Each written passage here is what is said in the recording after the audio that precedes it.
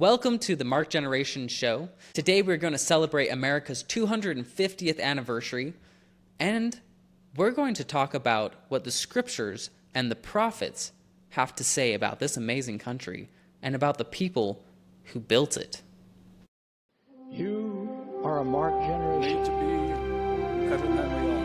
Later of an everlasting salvation. There are hidden heroines and heroes among the Latter-day Saints. Mine eyes have seen the glory of the coming of the Lord. I was talking to my coworker the other day, and I was trying to explain how Western civilization, America, was founded on Christian values. Now, why I have to explain that in the first place is a much bigger problem that we're not going to go into today.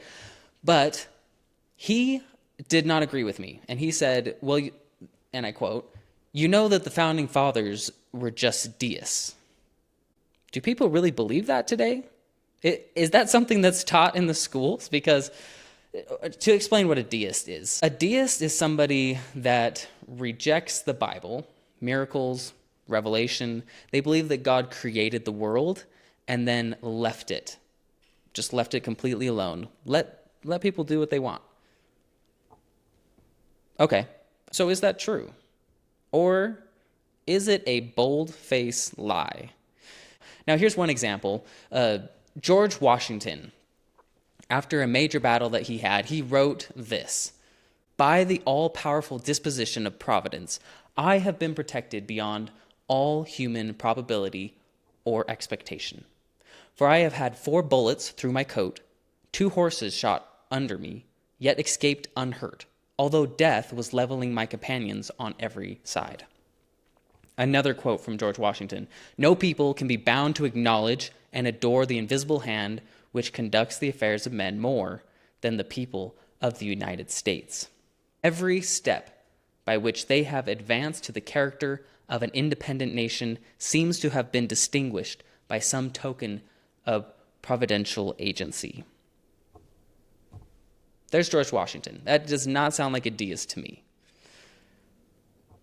Thomas Jefferson. Here's another quote.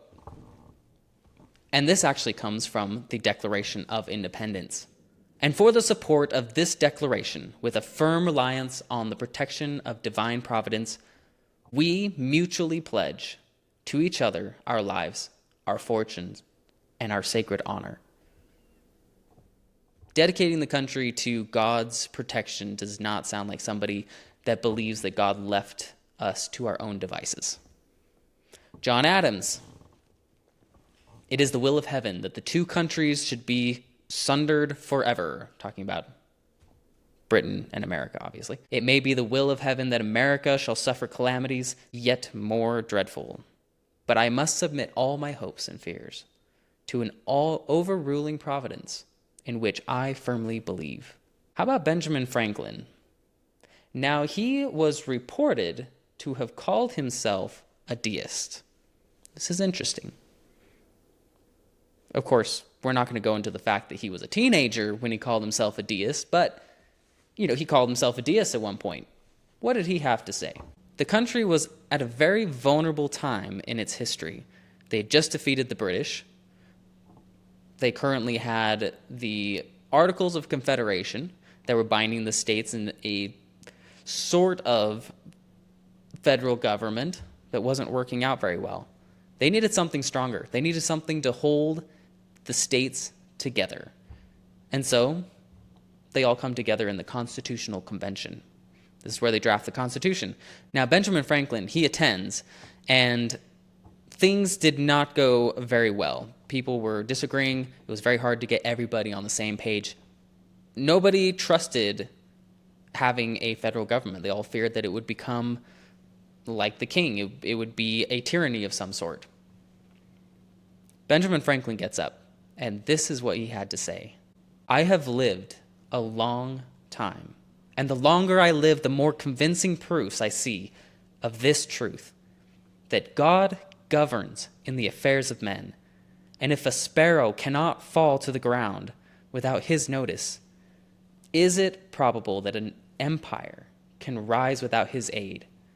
We have been assured in the sacred writings that except the Lord build the house, they labor in vain that build it. I firmly believe this.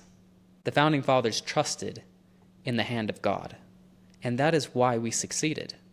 One of my concerns, one of the things that I think is a tragedy, is that we will never, in our day and age, understand how good the founding fathers actually were. We will never be the people that cheered to see George Washington elected the first president of the United States, knowing how honorable and how amazing this man was. Of course, we lose the context. We live in a day and age it's not at all like it was back then. And so we look back and we kind of shrug off the men that they were. We shrug off what they were able to accomplish, the miracles that happened to bring about this country. A good example of this was when I was on my mission, I had a companion who argued that the founding fathers were in fact not good men, that they were evil. I pointed out, well, how could they be evil and yet create something so good? He said, well, God uses evil men to do his work sometimes. That's a pretty convoluted argument, and we could go more into that, but for now, let's just say, by their fruits you shall know them. Does this mean that they were perfect? No, I don't think anyone's ever argued that the founding fathers were perfect men, but what makes someone good? I believe that they were true to the knowledge and the truth that they had. They never abandoned it. They were willing to die for it. And they were willing to use every ability, every skill, every talent that they had to help people, to benefit this country, to serve God. That was the desires of their heart. And that's what made them good men. That's what made them moral. But can I back this up with proof from the scriptures or from the prophets? I think I can.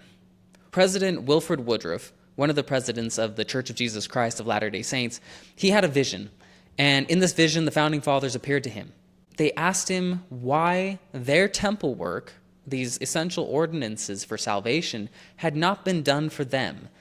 Of course, we had the endowment house or the temple for a while at that point, and their work had never been done. So they actually came and asked.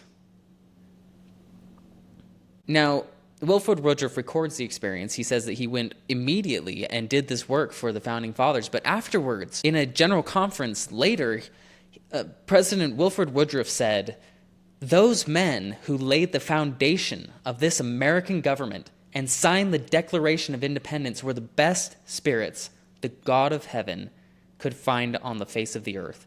They were choice spirits, and they were inspired of the Lord." That was pretty clear.